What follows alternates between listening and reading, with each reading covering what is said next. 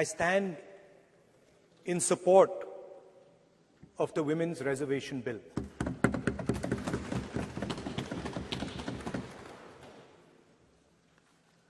Yesterday, I was listening to the discussion, and the issue of the Sengol came up. And there was a conversation, a to and fro, about the Sengol.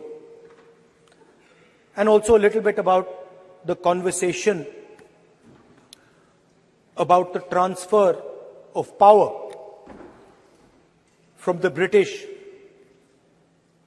to the people of India. Before handing over power to the people of India, the British asked the leadership of the freedom movement, who are we going to transfer power to? And of course, there was a little bit of arrogance in this statement, because they viewed India as a poor country. And the revolutionary answer that our freedom fighters gave was, we are going to transfer power to the people of India. So we became a country that from its inception gave the vote to all our women. And this was a revolutionary thing at the time. We also gave the vote to every single community. And the vote was a mechanism of transfer of power. It was designed to further transfer power to the people of India. And if you look at the journey from independence, it's been that journey. It's been a constant transfer of power, more and more and more power to the people of India, on one side. And on the other side, the counter idea, that take away power from the people of India. This is the fight that is going on. And in fact, in many ways, it is the fight that is taking place today. Huge step forward in the transfer of power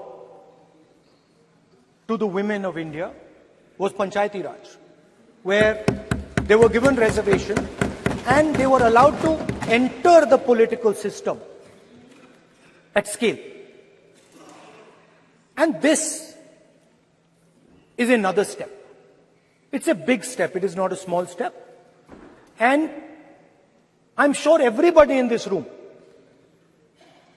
the treasury benches, the opposition, everybody agrees that this is a very important step for the women of our country. They fought for independence.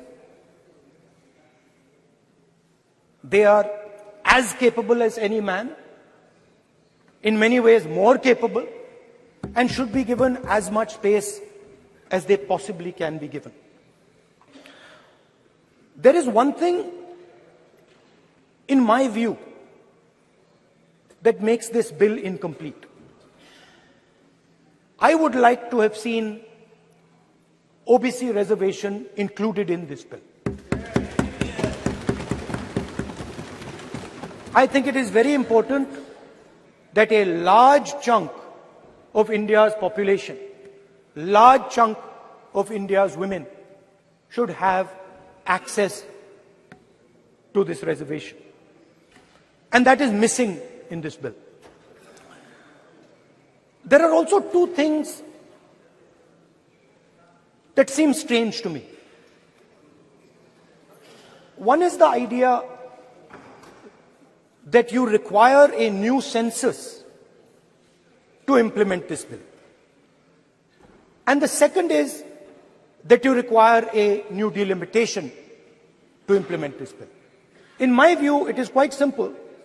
This bill can be implemented today by giving 33% of the seats in the Lok Sabha and the Vidhan Sabha to India's women. And so I wonder if this is not designed to push the ball forward. To push the ball forward 7, 8, 9 years, and then let this thing play out the way it does. I know my friends tend to like to take the attention of people away from other issues. You know, there is of course the Adani issue, which is they always want to take the attention away. But there is another, I would like to say that. One of the things that, this is quite a nice building. Nice peacocks. Nice peacock feathers on the ground. Nice peacock feathers in the chair. It's a nice, tasteful building. But frankly, I would have liked to see the President of India in this process. The President of India is a woman. She represents the tribal community, and it would have been befitting to have her visible in this transfer from one house to the other. So one of the things that the government likes to distract from, of course, is Mr. Adani. And there is another thing that the government likes to distract everybody from. And that thing is called the caste census. For some reason, and I don't quite understand what this reason is, the moment the opposition raises the issue of caste census, the BJP tries to create a new distraction, a new sudden, event, so that the OBC community and the people of India look the other way. In my research for this speech, I took a look at the different institutions that define how our country moves forward. There are many. There is the Lok Sabha, Rajya Sabha, Vidhan Sabhas. There is the bureaucracy. There is the press. And there's the judiciary. And I looked with an eye to understand what is the participation of the OBC community in these institutions. मतलब हमारे जो institutions हैं उनमें OBC की भागीदारी कितनी है, ये सवाल मैं पूछ रहा था और मैंने अलग अलग इंस्टीट्यूशंस में थोड़ा रिसर्च किया. जो सेंट्रल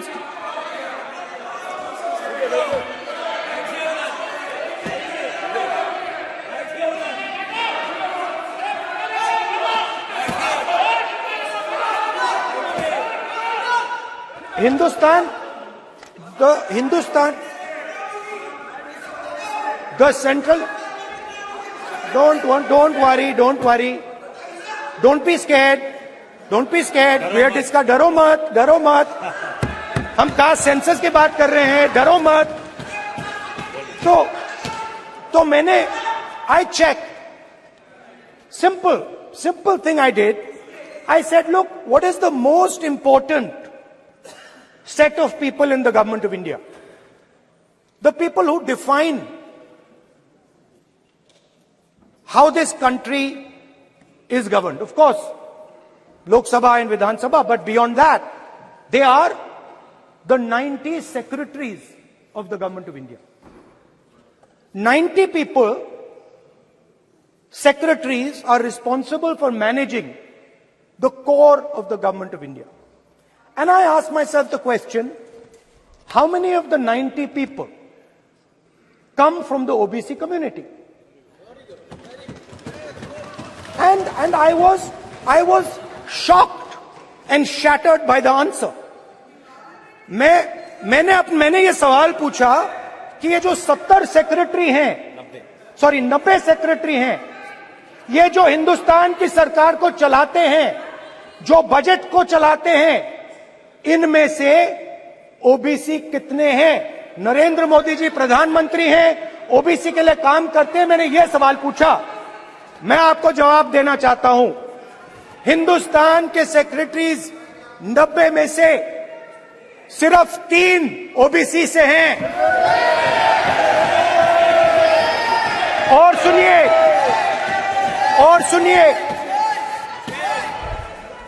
सुनिए, नहीं घबराइए मत, डरो मत। और सुनिए, ये जो सेक्रेटरीज हैं जो ओबीसी कम्युनिटी से हैं, ये हिंदुस्तान के सिर्फ 5% बजट को कंट्रोल करते हैं। मतलब अगर हिंदुस्तान का बजट 44 लाख करोड़ का है, तो ये 2.47 लाख करोड़ मतलब 5% कंट्रोल करते हैं। और सुनिए, मैं कर रहा हूं, मैं वहीं आ रहा हूं।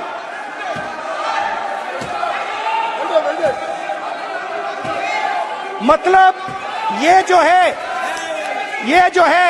ओबीसी की बात नहीं सुनना चाहते, ओबीसी की बात नहीं सुनना चाहते, ओबीसी की बात नहीं सुनना चाहते, ओबीसी की बात नहीं सुनना चाहते।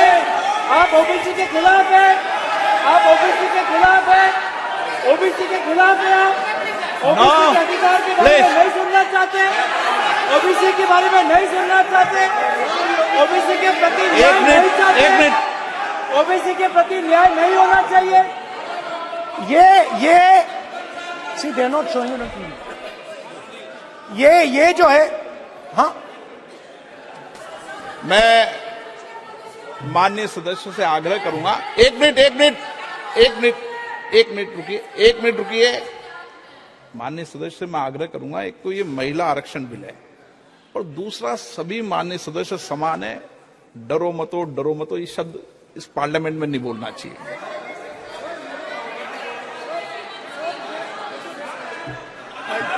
सर, ये जो डिस्कशन है, sir, speaker sir, this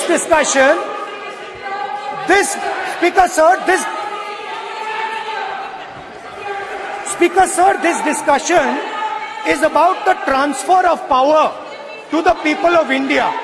The women being one group of the people of India and the OBC community being another group of the people of India. And I am elaborating that the OBCs, who number a huge percentage, have 3% of the 90 secretaries of this country and control and define 5% of India's budget. This is an insult and a shame to the OBC community. ये OBC community का अपमान है। तो सवाल उठता है कि इस देश में कितने ओबीसी हैं, कितने दलित हैं, कितने आदिवासी हैं, और उस सवाल का जवाब सिर्फ कास्ट सेंसस से मिल सकता है। तो मेरा सरकार को एक सुझाव है, सबसे पहले ये जो महिला का बिल है, इसको आप पास कीजिए, आज पास कीजिए, ये जो आपके लागू कीजिए, और ये जो डिलिमिटेशन है जो आपने बोला है, और ये जो सेंसस है, इसकी कोई जरूरत नहीं है। 33% आप महिलाओं को सीधा दे दीजिए। और दूसरी बात, इसको बदलिए, इसको आप बदलिए। कैमरा नहीं है सर, कैमरा नहीं है, आपको ही दिखाएंगे सर, पूरा भाषण में आपको ही दिखाएंगे। ये आप बदलिए। ये जो लिस्ट है, ये ओबीसी समाज का अपमान है। 90 लोग हिंदुस्तान के सेक्रेटरी हैं, उनमें से 3 लोग ओबीसी समाज के हैं, 5% बजट को कंट्रोल करते हैं।